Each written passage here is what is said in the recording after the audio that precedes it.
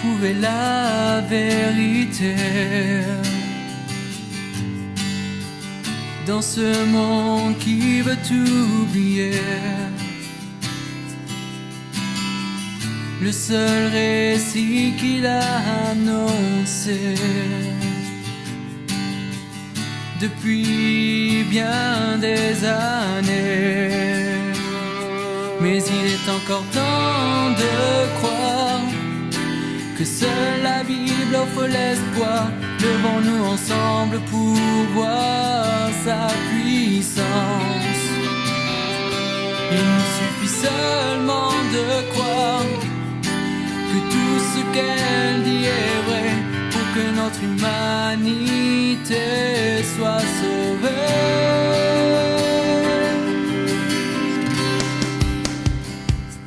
Car elle seule est la vérité, elle seule peut nous éclairer, car seul celui qui l'a inspiré peut vraiment nous libérer.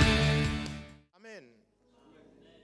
Donc le thème du message d'aujourd'hui, c'est « J'ai ordonné au corbeau de te nourrir ». J'ai ordonné au corbeau de te nourrir. C'est le message que Dieu donne au prophète Élie dans 1 Roi chapitre 17 au verset 4. Ça nous paraît étonnant, mais nous allons voir tout à l'heure que rien n'est étonnant pour Dieu. Donc, en Roi 17, nous allons nous intéresser un peu plus au premier verset de ce texte qui nous montre le contexte dans lequel ce prophète entre dans l'histoire. Dieu utilisait déjà Élie discrètement, mais dans 1 Roi 17, il fait brutalement son entrée dans l'histoire de la prophétie avec un message de jugement.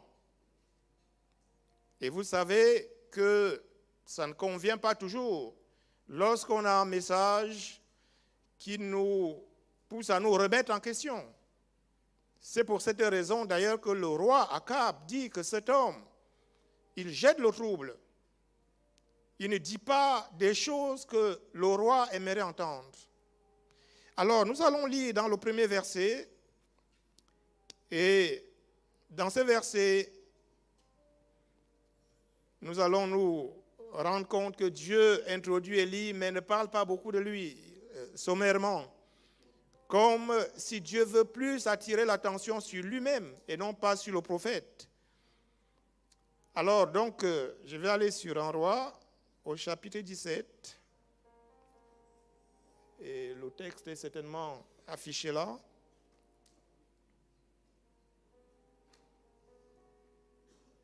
Dans 1 Roi, au chapitre 17, il est dit « Élie, le Tisbite, l'un des habitants de Galade, dit à Akab, « L'Éternel est vivant, le Dieu d'Israël, dont je suis le serviteur. Il n'y aura ces années-ci ni rosée ni pluie, sinon à ma parole. Sinon à ma parole. » Élie, c'est un nom qui signifie « Mon Dieu est l'Éternel ». Il arrive dans un contexte où le peuple adore donc un Dieu qui n'est pas un Dieu. Et lui, il vient pour révéler le vrai Dieu. Ce n'est pas Baal qui est le Dieu. Baal était considéré comme le Dieu de la nature, le Dieu des saisons, le Dieu de la pluie, le Dieu de la fertilité. Mais Dieu dit, par son prophète, il entre sur le terrain censé être le terrain de Baal. Il dit, il n'y aura ni pluie, ni rosée, si ce n'est la parole du prophète. Alors on verra qui est le vrai Dieu, puisque vous savez que dans le chapitre suivant, il va affronter les prophètes de Baal. Il est question de savoir si vraiment Baal est le Dieu qui peut faire pleuvoir ou si c'est le Dieu d'Élie. Son nom, c'est « Mon Dieu est l'Éternel ». Votre nom et le mien ne signifient pas cela, mais peut-être nous pouvons en faire notre devise. Mon Dieu est l'Éternel. Il y a beaucoup de choses qui se présentent devant nous comme des dieux, même notre culture. Quand Dieu parle, le Dieu culture parle aussi. Dieu dit, je suis l'Éternel qui te guérit. Le Dieu culture dit, il y a une liste de maladies incurables, le cancer, le sida, une longue liste. Mais même ça, Dieu dit dans Matthieu chapitre 8, verset 17, il a pris, Jésus, nos infirmités et nos maladies, et nous sommes guéris par ses meurtrissures. Mais notre culture nous influence tellement, au point qu'on n'arrive pas à croire. Jésus dit, ne vous inquiétez pas de la nourriture, du vêtement et de tout le reste. Je peux pourvoir à cela. Mais notre culture nous dit, il faut déposer les CV. Si on n'a pas de travail, on ne pourra jamais s'en sortir. Bon, les amis qui sont là savent que je n'ai pas de salaire et que je m'en sors très bien même. Dieu est Dieu. Non, ce n'est pas la cave qui nous nourrit. Non, ce n'est pas, je n'ai pas droit au Pôle emploi, je n'ai pas droit au chômage. Non seulement il n'y a pas de salaire, il n'y a pas de droit au chômage, mais ça m'a aidé à comprendre ce que je vous partage. Si nous comprenons que Dieu peut nous nourrir, même s'il n'y a aucun soutien, même si tous les gouvernements du monde venaient à vous proscrire, à vous bannir, Dieu est le Dieu que nous servons. Et il dit, son nom veut dire, bon Dieu est l'Éternel. Là, le monde vit dans des difficultés et le prophète de Dieu vit aussi dans un contexte de famine mondiale. Jésus va préciser cela, que la famine était sur toute la terre. Mais comment Dieu va nourrir son prophète? Par des corbeaux. Par des corbeaux. Alors, cet homme annonce au roi qu'il n'y aura pas de pluie sur la terre et on verra si Baal, le Dieu censé être le Dieu des saisons, va faire un miracle. Mais pendant ce temps, il n'y a pas eu de pluie. Baal, censé être le Dieu des saisons, n'a pas de solution. Et nous allons voir tout à l'heure que c'est Dieu qui contrôle toutes choses. J'aimerais que nous lisions ensemble Actes des Apôtres, le chapitre 17, qui nous présente notre Dieu. Il y a des dieux, mais il y a un Dieu que nous nous servons. Mais dans Actes 17, frères et sœurs, c'est important que nous cessions de jouer aux chrétiens, mais d'être chrétiens réellement. L'heure vient où ce sera difficile. Vous n'êtes pas sûr de conserver votre emploi. Vous n'êtes même pas sûr de conserver votre logement. Et comment vous allez faire? Si dès que le compte est à découvert, vous commencez à pleurer, comment vous allez faire? Mais lisons comment Dieu nous parle dans le texte de Actes au chapitre 17. Dieu veut que nous placions notre confiance en lui. C'est lui, le véritable Dieu. C'est lui que nous avons choisi de servir. Pas Baal, pas Mammon, qui aussi se présente comme un Dieu, mais l'Éternel, dont nous allons lire du verset 24 au verset 28. La Bible dit ceci: le Dieu qui a fait le monde et tout ce qui s'y trouve. Dieu se présente. Il dit, vous avez des dieux. Le monde n'est pas tombé comme ça par un Big Bang. Mais il y a quelqu'un qui l'a imaginé, qui l'a créé. Et Dieu dit, quand on vous dit le Dieu, quand vous priez Dieu aide-moi, mais il veut d'abord qu'on mesure. Qui est-il? Dieu dit, le Dieu qui a fait le monde. Et ce Dieu a fait tout ce qui est dans le monde. Et ce Dieu est le Seigneur du ciel et de la terre. Au ciel, il n'y a que lui qui dirige toutes choses. Sur la terre, il n'y a que lui. Par exemple, il y a des gens qui ont des problèmes de papier. Et ils craignent beaucoup, parce qu'ils ne savent pas comment ils vont faire. Mais il y a la solution. Il faut se confier au vrai Dieu. Et il dit, c'est lui qui a fait le monde. Il a fait tout ce qui est dans le monde. Il est le Seigneur au ciel et sur la terre. C'est lui le Seigneur des Seigneurs. Il est là. Et il dit, il n'habite même pas dans des temples comme ceux que nous avons fabriqués ici. Il vient parce que nous sommes là. Mais s'il n'y avait que les murs, il n'a pas besoin de venir là. Mais il voit ses enfants ici. Il veut même attirer encore plus d'enfants ici. Et il vient parce que ses enfants sont là. Mais il dit, il n'habite pas. Le bâtiment en lui-même n'est pas son habitation. Il habite notre corps qui est son temple. Il n'est même pas servi par des mains humaines, dit le verset 25, comme s'il avait besoin de quoi que ce soit. La Bible dit, le Dieu là, il n'a aucun besoin, rien du tout, rien ne lui manque. L'argent, il va nous dire tout à l'heure dans Agé que tout cela c'est à lui. Il dit, il ne manque de rien, il n'a besoin de rien du tout. Il a tout, et c'est notre Père.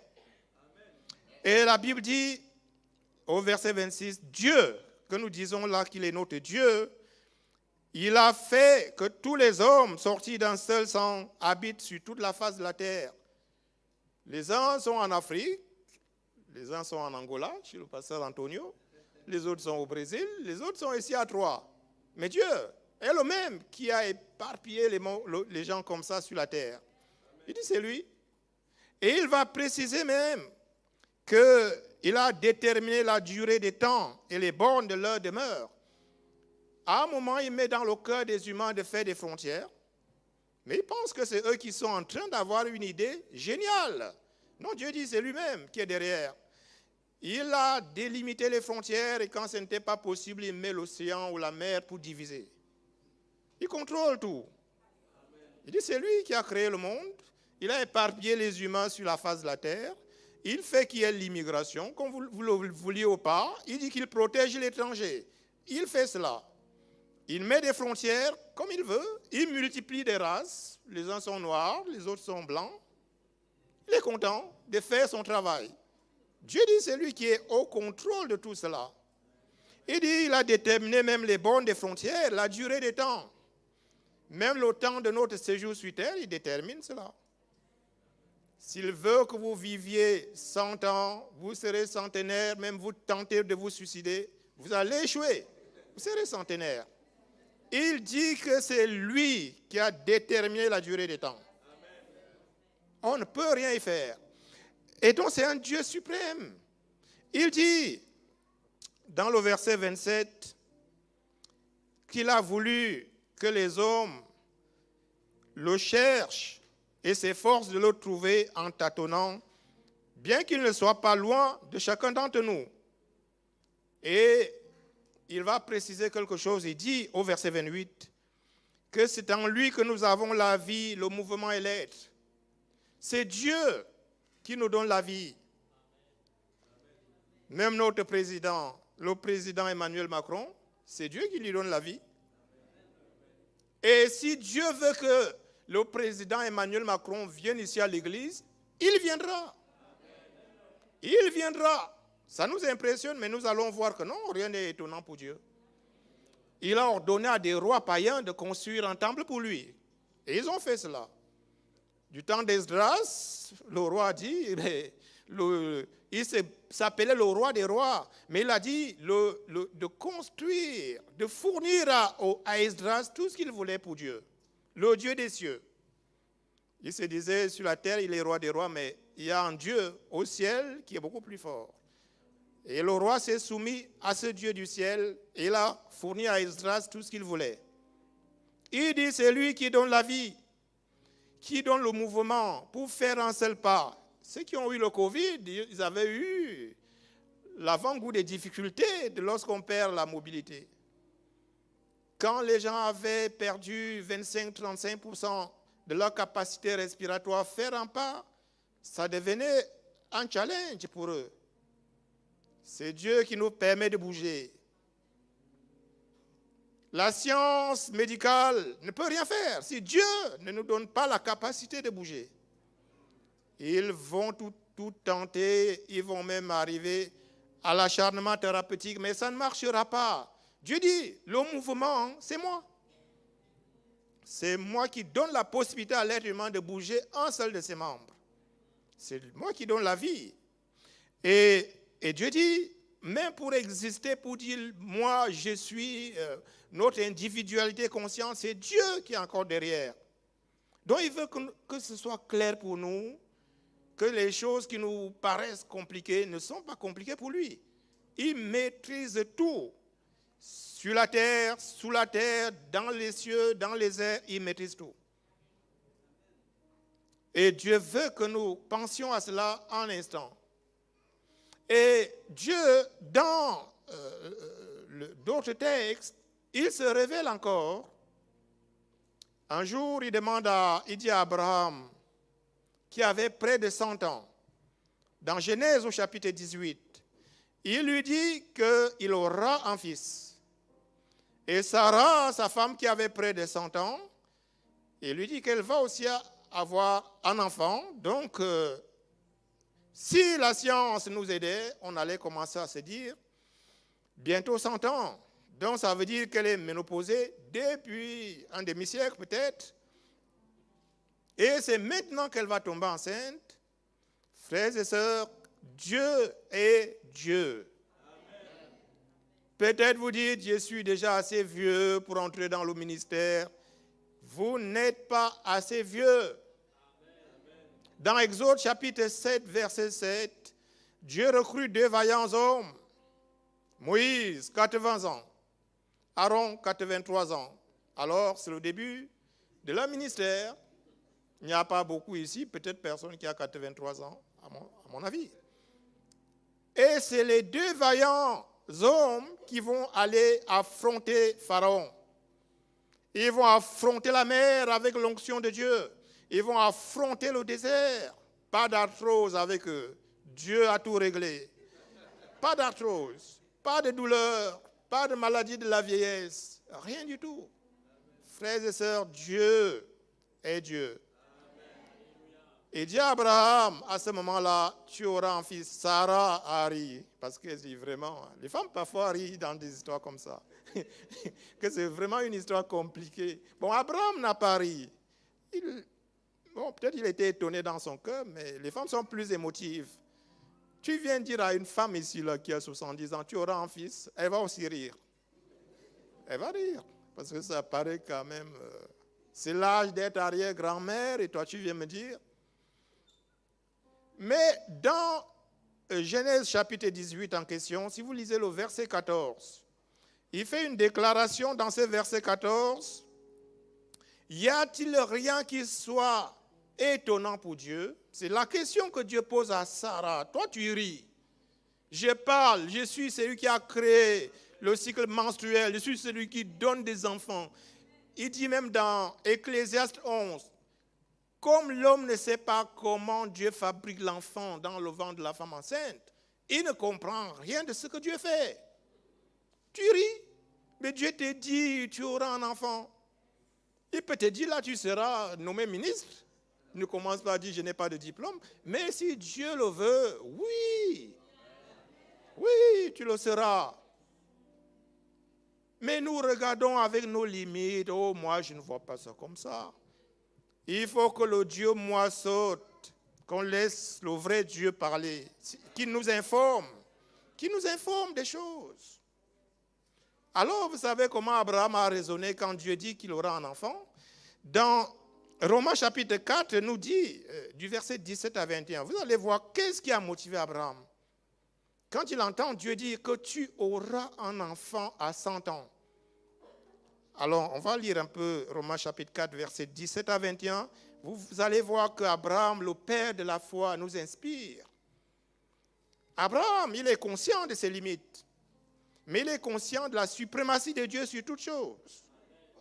Alors, nous allons lire. Au verset 17, il est dit, selon qu'il est écrit, « Je t'ai établi père d'un grand nombre de nations, Et la Bible dit, Abraham en question, il est notre Père devant celui auquel il a cru. Voilà comment on va présenter Dieu, le Dieu d'Abraham. Dieu qui donne la vie aux morts et qui appelle les choses qui ne sont point comme si elles étaient. La Bible nous dit Abraham est notre Père, le Père de la foi. Il a cru en un Dieu, mais qui est défini ici. Il donne la vie aux morts. Abraham a dit, même si à cause de mon âge, il y a certaines choses qui ne fonctionnaient plus, avec la parole de Dieu, ça va fonctionner. Il va donner la vie à tout organe qui ne veut plus fonctionner. Il donne la vie aux morts et Dieu a ressuscité certains organes pour lui et pour Sarah, tout ce qui ne fonctionnait plus. Ça a commencé à fonctionner. Il a dit, il donne la vie aux morts. Donc comme il dit que je serai père, tout le processus sera en place. Il a déjà tout prévu. Alors, Abraham n'aurait pas eu besoin. Vous savez, il y a un frère ici qui est devenu sexologue, le docteur Jacques Mouguet. Bon, je ne fais pas sa publicité, mais quand même, s'il était avec Abraham, il n'aurait pas eu de boulot. Oui, parce que Dieu aurait déjà fait le travail pour Abraham.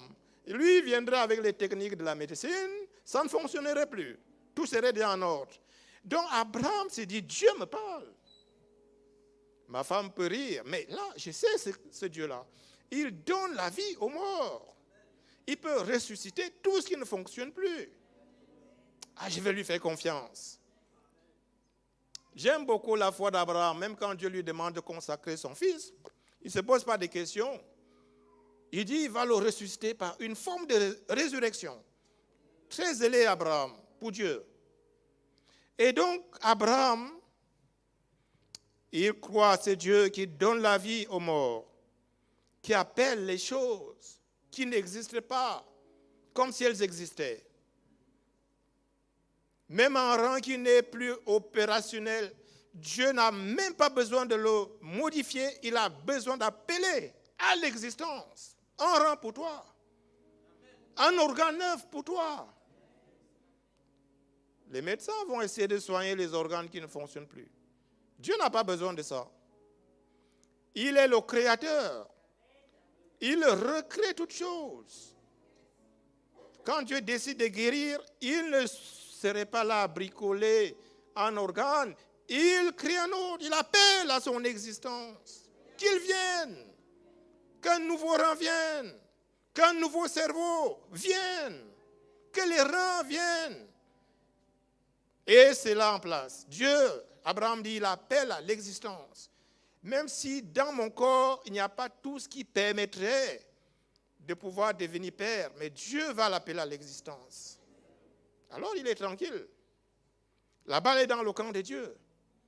Et la Bible dit au verset 18, Abraham espère contre toute espérance.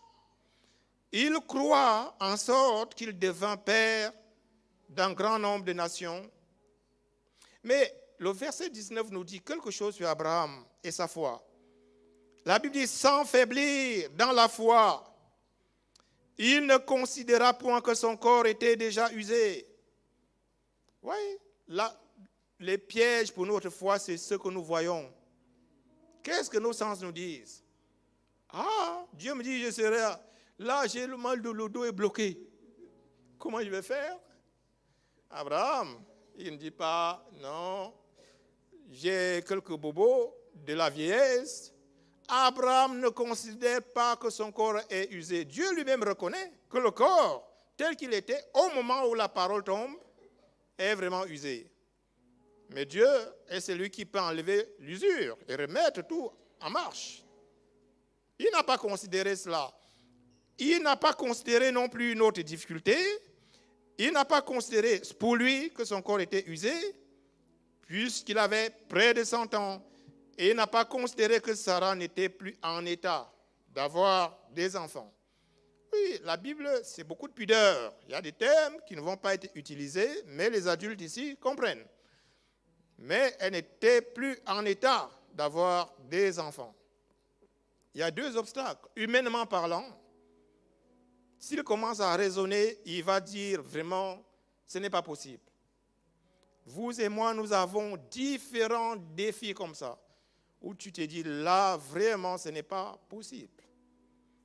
Mais Dieu est Dieu.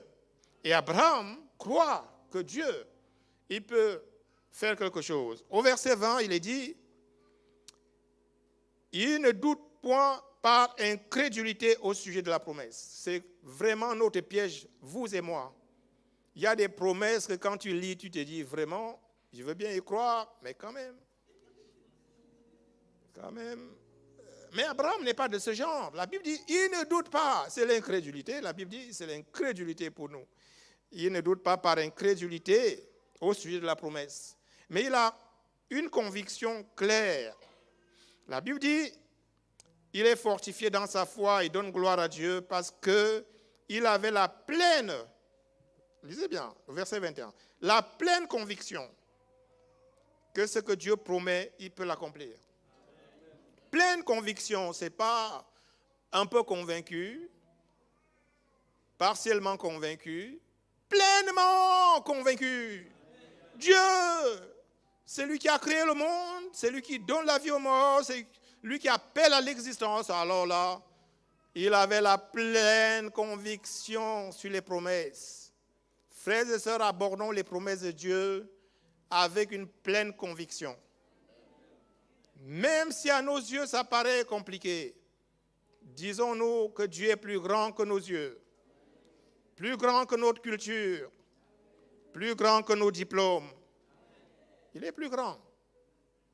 Abraham dit, il va croire la promesse. C'est lui qui fait la promesse, c'est le Dieu qui a créé toutes choses. Il est fidèle, il lui fait confiance. Donc c'est important de comprendre le Dieu qui va ordonner au corbeau, parce que sinon on va dire, mais qui est-il pour dire au corbeau ce qu'ils doivent faire?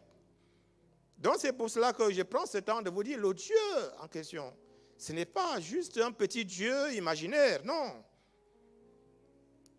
Abraham a cru en lui. C'est le Dieu que Jésus va présenter, le Dieu à qui tout est possible. Quand Jésus a parlé de Dieu, dans Marc, par exemple, au chapitre 10, au verset 27, il dit « Tout est possible à Dieu ». Et il va dire dans Matthieu chapitre 19, verset 26, aux hommes, Matthieu 19, 26, aux hommes, cela est impossible. Aux hommes.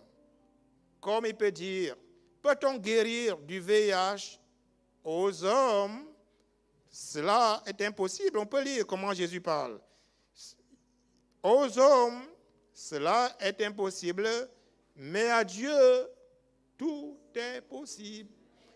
Donc Jésus veut que quand nous prions, qu'on ne mette pas Dieu dans nos faiblesses là. Parce que moi, je ne peux pas. Tu penses que Dieu aussi ne peut pas? Il dit non, non, comprenons. À moi, cela est impossible, mais pas à Dieu. Dieu, tout lui est possible. Et il veut qu'on arrive à imaginer cela avant de commencer à parler beaucoup. Il faut qu'on se calme, on se dit, oh, bon, la chose est compliquée pour moi. Bon, si ce n'était que moi et ma famille, et mon pasteur et tout cela, c'est compliqué. Mais qu'on ajoute comme Jésus, mais à Dieu, tout est possible. Ça va nous calmer, ça va nous donner un peu plus de confiance. On ne sera pas déprimé à cette occasion-là. On va commencer à réfléchir sur comment parler à Dieu à qui tout est possible. Il veut qu'on ait clairement à l'esprit que les choses qui nous paraissent compliquées sont simples pour Dieu. Ah oui. Et dans l'Ancien Testament, Dieu a voulu que l'être humain se rende compte que c'est Dieu qui l'a créé pour un but. Parce que quand on parle, tu ne sais pas que avant de naître, Dieu te connaissait déjà. On peut lire cela dans le psaume 139, au verset 16, par exemple. Le psalmiste parle comme ça. Le psalmiste dit ceci, « Quand je n'étais qu'une masse informe, tes yeux me voyaient. » Quand une femme vient de tomber enceinte, pour les spécialistes de la médecine, quand ils font les échographies, ce n'est pas un être humain comme nous, comme ça. Ça ne ressemble pas à grand-chose à 2 semaines, si on allait voir. C'est quelque chose qui n'a l'air de rien du tout. On ne sait pas que c'est un être humain. Mais Dieu, quand on était dans cette forme-là, Dieu te connaissait déjà. Tu n'étais même pas conscient d'exister. Le psalmiste veut que ce soit clair pour nous, parce que quand on se plaint, on ne sait pas que nous sommes venus dans le monde pour un but. Dieu te connaît avant que tu naisses. Avant de dire, oh, je ne suis pas belle, je ne sais pas pourquoi je suis comme ça, je suis dans une mauvaise famille, tout le monde est pauvre. Dieu dit, calme-toi, calme-toi. Avant même, quand tu étais une masse informe, moi je te connaissais. Une masse informe, tes yeux me voyaient. Et sur ton livre était inscrit tous les jours de ma vie, avant qu'aucun des jours n'existe. Donc avant de naître, Dieu sait déjà que toi là, que je vais te donner 85 ans sur terre. Dieu savait ça, avant même que tu naisses. Donc, avant que le compteur commence à compter les jours, lui il avait déjà tout compté, jusqu'à la fin. C'est ce que le psalmiste dit. Avant même qu'aucun de mes jours commence, qu'on facture que c'est 2 jours, 3 jours. Toi, tu avais déjà compté jusqu'à la fin. Et vraiment, ce Dieu-là est formidable. Donc, le psalmiste me dit non, les jours de ma vie étaient déjà comptés. Alors, pas de panique quand il y a des problèmes. Disons-nous, il y en a un qui me connaît dès le ventre de ma mère. Il connaît même le nombre de jours de ma vie sur terre. Waouh, c'est formidable. Et un jour, il parle aussi à Jérémie, ça nous connaissons tous, Jérémie chapitre 1, verset 5, où il dit à Jérémie, avant que je t'eusse formé dans le ventre de ta mère, je te connaissais. Là, il va encore plus loin même que d'être une masse informe. Avant même que ta mère tombe enceinte, Dieu te connaissait déjà. Ah oui, Dieu sait pourquoi, il connaît tout de toi. Avant que ta mère tombe enceinte, la mère n'était même pas consciente que peut-être elle tomberait enceinte de toi. Mais Dieu connaissait déjà. Il avait déjà localisé l'utérus qui va te porter. Il avait déjà localisé. Il dit, c'est cette personne-là qui va te porter. Que tu le veuilles ou non, tu vas naître de cette personne-là. Donc Dieu, il nous parle ici, il nous dit, avant que tu fasses tous les commentaires que tu es en train de faire là, oh, moi je ne comprends pas pourquoi ma vie est comme ça, pourquoi mon père est alcoolique. Dieu dit, calme-toi. Avant que tu naisses de ce père-là, moi je te connaissais et je l'avais trouvé, ce père et cette mère. Et il dit, honore ton père et ta mère, parce que c'est le choix de Dieu pour toi. Si tu veux vivre longtemps sur terre et heureux, il dit, honore ces gens-là. Parce que Dieu les a choisis avant que tu existes. Ouais, donc ici, Dieu dit, avant de te former dans le ventre de ta mère, je te connaissais. Et je t'avais consacré, je t'avais établi prophète des nations, avant que l'église, ton église comprenne que tu es quand même appelé au ministère. Le pasteur Antonio, il va dire, ah, mais ce frère a l'air d'être appelé au ministère. Ben, ça fait 40, 50 ans que Dieu avait déjà même fait son ordination. Toi, tu ne sais pas. Tu viens commencer à regarder, ah, il a l'air d'être appelé au ministère. Dieu dit non, je l'avais déjà consacré, avant même sa naissance. Consacré. Donc, il vivait avec un appel, il ne sait même pas qui l'a appelé. Ouais. Donc, tout ça, c'est pour vous dire que Dieu veut qu'on arrive à se calmer. Parce qu'on panique beaucoup. La crise sanitaire, oh, qu'est-ce qu'on va devenir? La crise économique, qu'est-ce qu'on va devenir? Mais nous écoutons beaucoup la télévision et YouTube, et avec les fake news. Mais la Bible, Dieu nous dit, la bonne nouvelle, la vraie information est dans la Bible. C'est là la vraie information. YouTube nous fatigue, on sort de là, on est fatigué, on a les maux de tête. Tellement c'est compliqué. Mais ce que Dieu nous dit est beaucoup plus rassurant. Il te connaît, il peut tout, il est avec toi, il sait où est-ce que tu vas et il sait comment il va t'aider à t'en sortir. Donc c'est plus rassurant pour nous. Alors nous revenons sur notre texte. C'est pour ça que vous allez voir que Dieu parle au corbeau. On dit, mais pourquoi il va parler au corbeau? C'était important de comprendre que le Dieu là, il est tellement puissant que même le corbeau sait respecter sa parole. Le corbeau, c'est que Dieu m'a demandé maintenant d'abandonner mon travail de corbeau habituel. Maintenant, je deviens grand chef pour le prophète. Vous allez voir comment Dieu parle à ceux. Il parle, comment il a ordonné aux corbeaux. Les corbeaux, ils vont obéir à Dieu. Donc nous allons lire, nous revenons dans 1 Roi chapitre 17. Gloire à Dieu. Ah oui. Il parle même aux corbeaux pour nous. Là, nous avons beaucoup de problèmes, mais on ne sait pas que Dieu a déjà des solutions. Mais ces solutions ne sont pas nos solutions. Ah oui. Alors nous allons lire le verset 2. Il est dit, et la parole de l'Éternel fut adressée à Élie en ces mots. Pars d'ici, dirige-toi vers l'Orient et cache-toi près du torrent de Kérit qui est en face du Jourdain. Tu boiras de l'eau du torrent et j'ai ordonné au corbeau de te nourrir. Dieu dit à Élie, le prophète, j'ai ordonné au corbeau parce que Élie, il ne peut pas ordonner au roi Akab de le nourrir.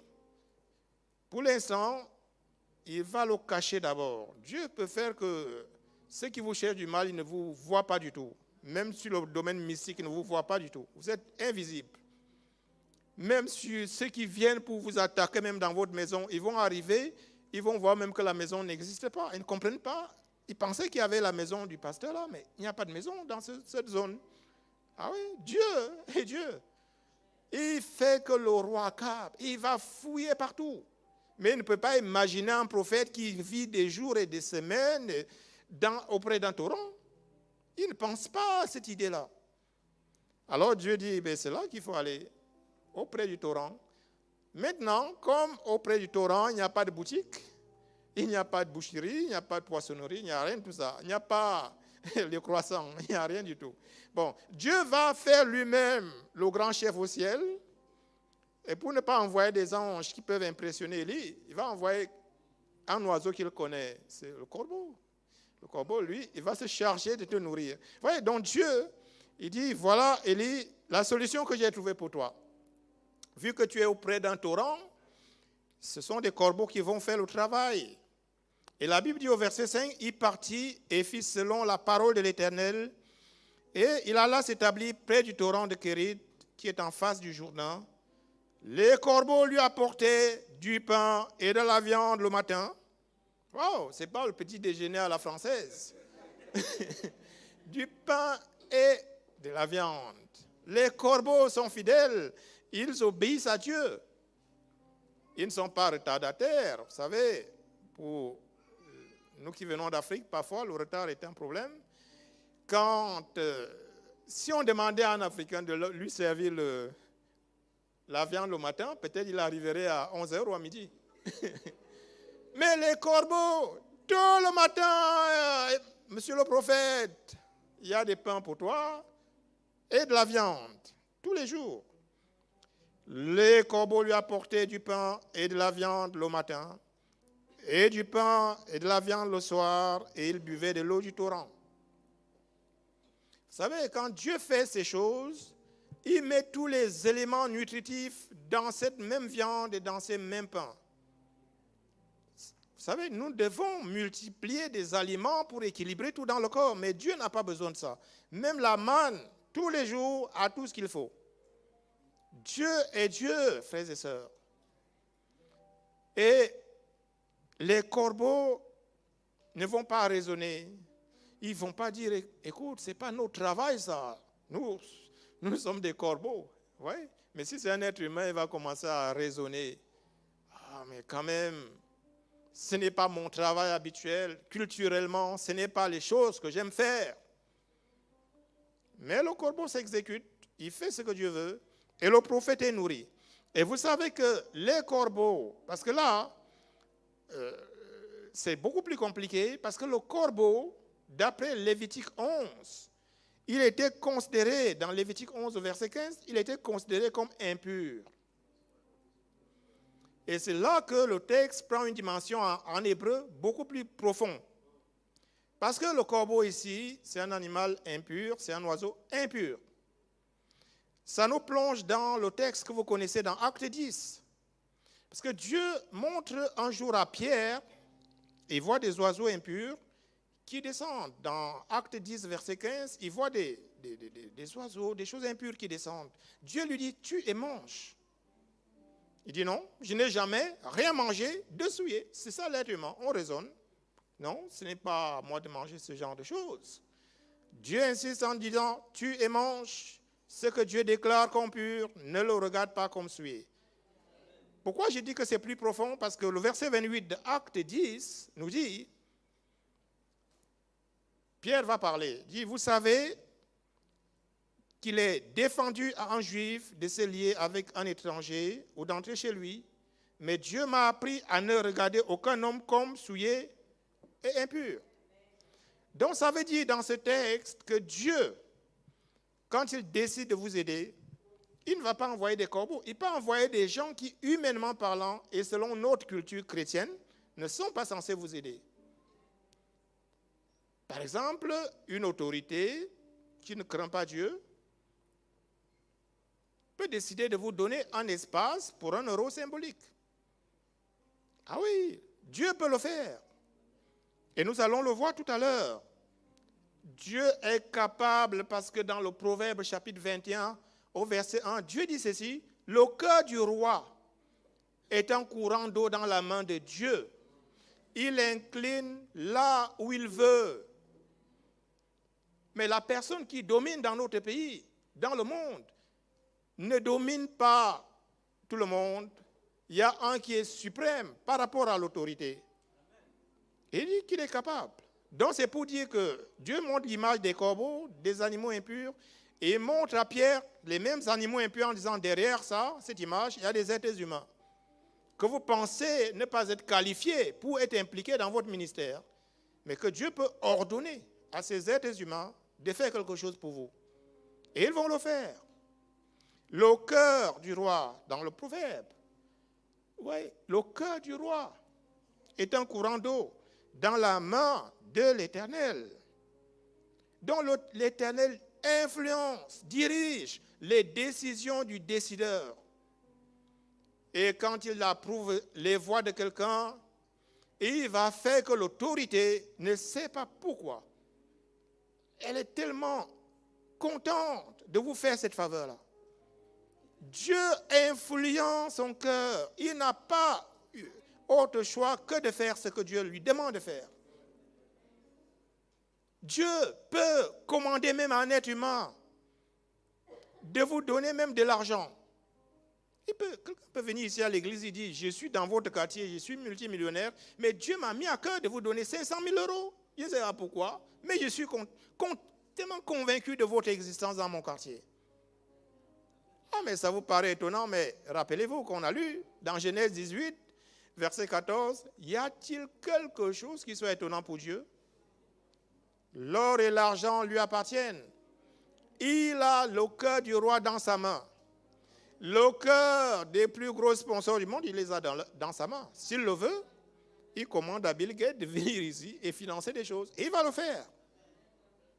Mais l'être humain, vous savez, la veuve de Sarepta qu'on va voir tout à l'heure, elle n'a pas entendu audiblement Dieu lui parler. Mais il y a une conviction forte dans son cœur.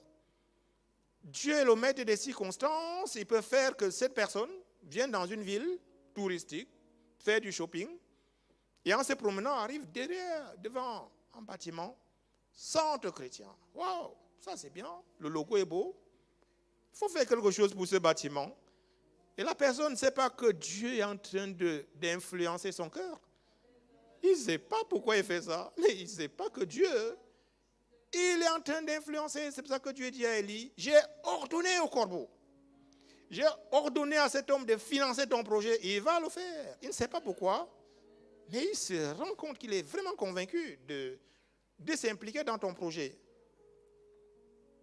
Et je le vois par rapport à notre projet qui a été présenté ici, le journal chrétien. Mais c'est un projet qui coûte beaucoup d'argent. Dans notre mouvement Église de Dieu, on n'a pas beaucoup de gens qui ont pu intervenir là-dedans. Mais Dieu a suscité d'autres. Des personnes qui ne sont pas du tout de notre mouvement. Et j'ai vu, il y a d'autres qui ont pu donner jusqu'à 10 000 euros. Dieu a convaincu son cœur de dire non, ce projet, et j'ai dit souvent à l'église à La Rochelle, si c'était des Africains, on dirait ben, c'est la solidarité africaine. Mais quand même, je me dis, un Européen donne 10 000 euros pour un projet, et c'est des gens qui ne sont pas même en France ou qui sont dans les assemblées de Dieu ou dans d'autres, mais ils donnent.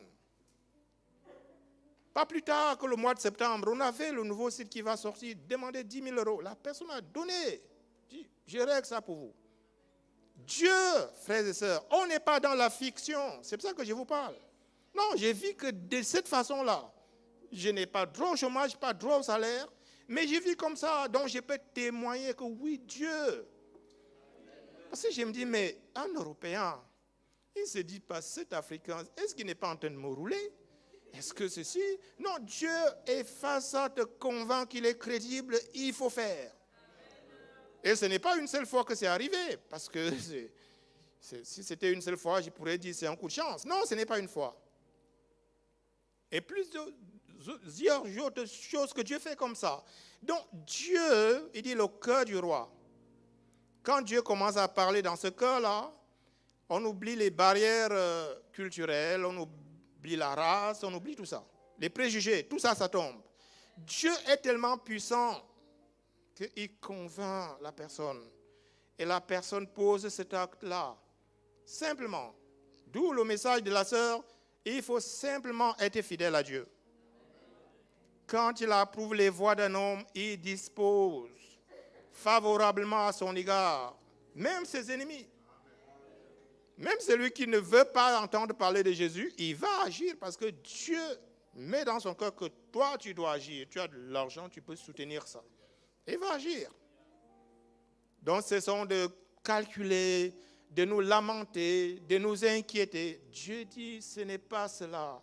Faire confiance à Dieu, savoir que lui, il a créé le monde,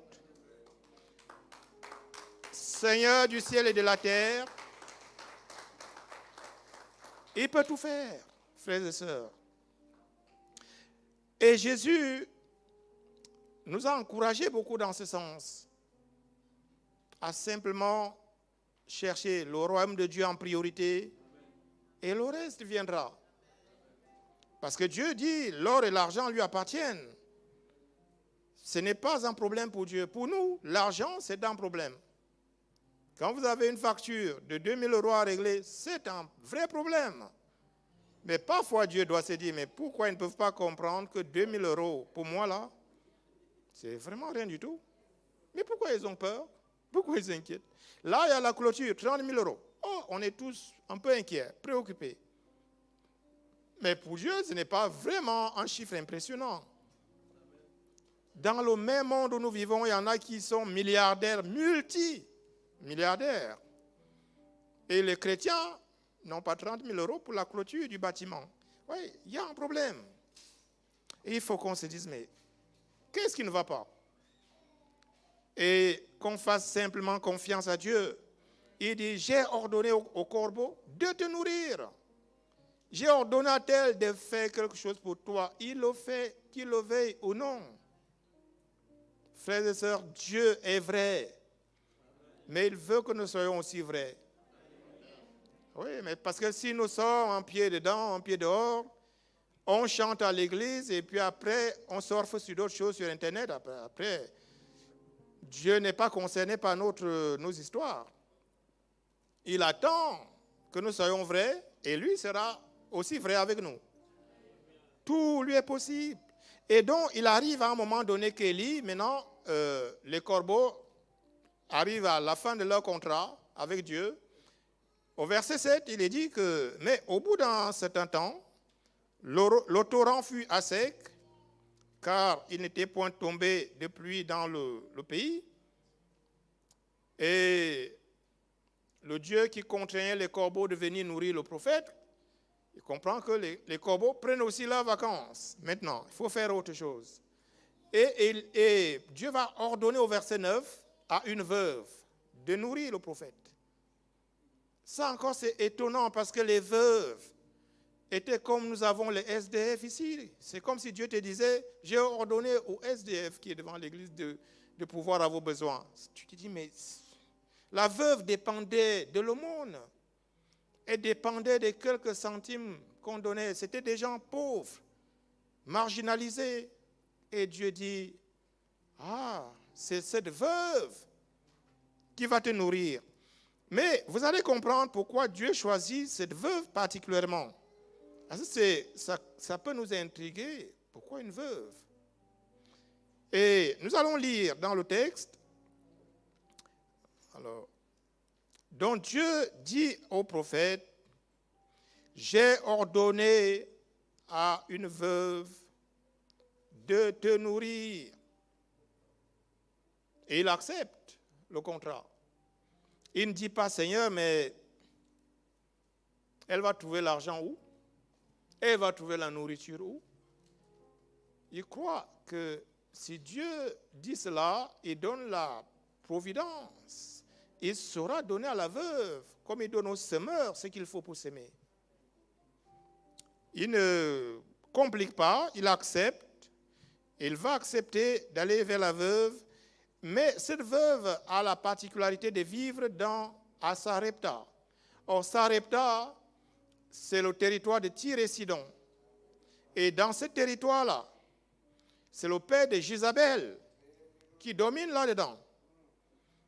Donc, le beau-père d'Akab, le roi qui cherche à tuer Élie. Donc, Dieu te demande d'aller sur le territoire hostile, et c'est là qu'il va faire le miracle. Alléluia. Dieu dit même, il dresse devant vous une table devant vos ennemis. Il demande à Élie quelque chose de compliqué. Tu dois aller là même où Ed-Baal, Ed-Baal, c'est le nom du père de Jézabel. C'est lui qui gouverne là. Mais Dieu s'est dit, si c'est dans ce territoire, Ed-Baal ne va jamais imaginer que le prophète aille chez la personne la plus pauvre du coin. Et c'est là que Dieu choisit d'aller justement chez cette veuve. Et Dieu va nourrir son prophète dans une zone hostile. Dieu peut bénir, même ceux qui sont étrangers, ici à Troyes, il peut bénir ces gens. Normalement, ce n'est pas pour peut-être quelqu'un qui est né à Brazzaville. Il peut penser que c'est à Brazzaville qu'il doit pouvoir prospérer. Mais Dieu peut dire non, ce n'est pas Brazzaville, c'est peut-être New York. C'est peut-être Troyes où tu dois prospérer. Même si les Troyens, je pense qu'on dit les Troyens, les habitants de Troyes, que les Troyens soient contents ou ne soient pas contents.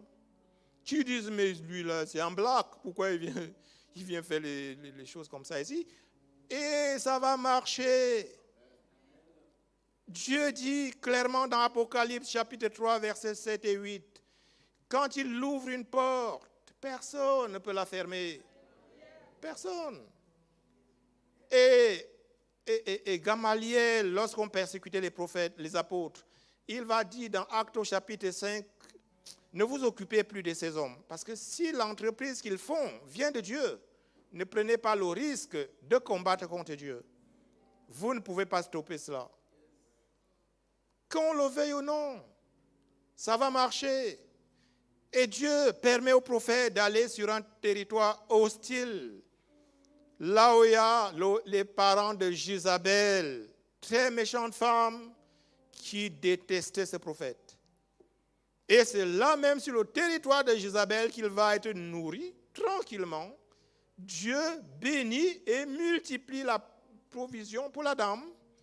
Tout le monde est content, la veuve, comme le prophète, chez Jézabel. Si vous avez un nom d'une personne qui vous déteste, dites-vous que même Dieu peut vous envoyer, même être son voisin, et commencer à vous bénir. Là, à côté de ce voisin hostile. Voyez, c'est cela que Dieu fait, frères et sœurs. Et il a dit au prophète, va là-bas. Il a béni le prophète chez Jézabel. Dieu est Dieu. Il dit, mais c'est moi qui ordonne. J'ordonne au corbeau, j'ordonne à la bénédiction de te localiser et tu es béni. Personne ne peut empêcher Dieu de bénir quand il décide de bénir. Oui, donc c'est ce que Dieu m'a mis à cœur pour nous, de comprendre que nous devons cesser de craindre, de raisonner, d'avoir peur. Dieu nous connaît avant d'être conçus dans le ventre de notre mère. Il avait déjà une mission avec nous sur terre et personne ne peut empêcher cette mission de se réaliser. Et il est capable de déployer n'importe quel moyen, même s'il faut faire que les corbeaux cessent leur activité de picorer sur les arbres, de venir vous nourrir, il le fera. Vraiment, ayons foi en Dieu, laissons Dieu nous bénir dans la dimension de ce que lui, il a prévu. Que notre incrédulité, nos faux raisonnements, notre vie dans le désordre ne bloquent pas la main de Dieu. Laissons Dieu agir. Il veut faire de grandes choses. Même ici à Troyes, le fait d'avoir ce bâtiment, c'est une indication. Dieu veut faire des choses au-delà de ce que nous voyons, à une autre dimension. Vous imaginez acquérir un local comme ça, sur une ville importante comme Troyes, ce n'est pas anodin. Mais c'est là qu'on doit prier. Vous dites, mais Seigneur, quand tu as donné ceci-là, qu'est-ce que toi tu as dans ton plan au fond? Que chacun de nous commence à entrer dans ta vision à toi, le créateur de tout. Et là, le grand réveil pourra commencer. Que le Seigneur vous bénisse.